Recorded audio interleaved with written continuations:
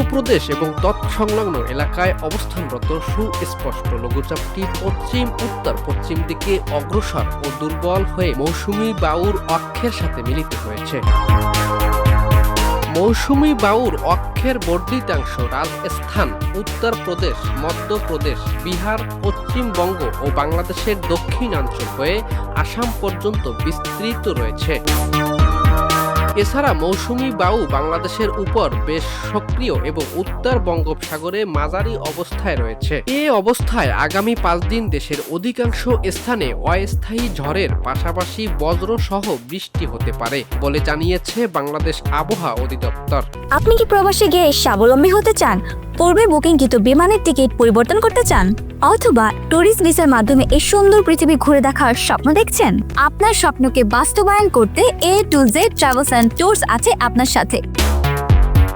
তবে মাঝারি থেকে ভারী বর্ষণ হতে পারে 4টি বিভাগের অনেক জায়গায়। সোমবার 28 জুলাই আবহাওয়া অধিদপ্তরের সহকারী আবহাওয়াবিদ আফরোজা সুলতানার দেওয়া পূর্বাভাস থেকে এ তথ্য জানা গেছে। পূর্বাভাস অনুযায়ী এদিন সকাল 9টা থেকে মঙ্গলবার 29 জুলাই সকাল 9টার মধ্যে খুলনা, বরিশাল, চট্টগ্রাম ও সিলেট বিভাগের অধিকাংশ জায়গায় এবং রংপুর, রাজশাহী, ঢাকা ও ময়মনসিংহ বিভাগের অনেক জায়গায় অস্থায়ী ঝড়ো হাওয়া সহ হালকা থেকে মাঝারি ধরনের বৃষ্টি বা বজ্রসহ বৃষ্টি হতে পারে। এ সময় 4 বিভাগে কোথাও কোথাও মাঝারি থেকে ভারী বর্ষণ হতে পারে।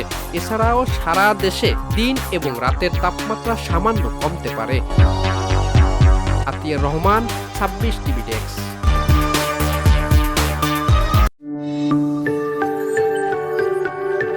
26 টেলিভিশন, মাতৃভূমির বন্ধনে।